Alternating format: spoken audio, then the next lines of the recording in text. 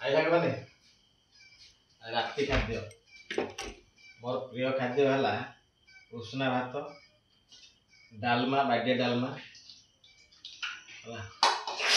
ଆଉ ସବୁଠୁ ଭଲ ଜିନିଷଟା ମୋର ଖଡ଼ା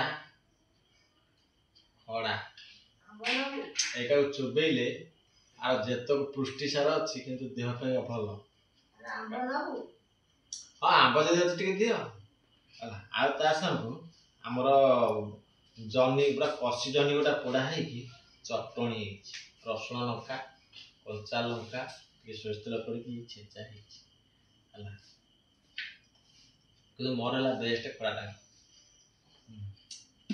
କାରଣ ଦି ଦିନ ଦେହ ଖରାପ ଥିଲା ନା ଆଉ ଏଟା ଟିକେ ଟେଷ୍ଟ ଖାଦ୍ୟ ନହେଲେ ହବନି ସେଥିପାଇଁ ଚୋବେଇବାକୁ ପଡ଼ିବ।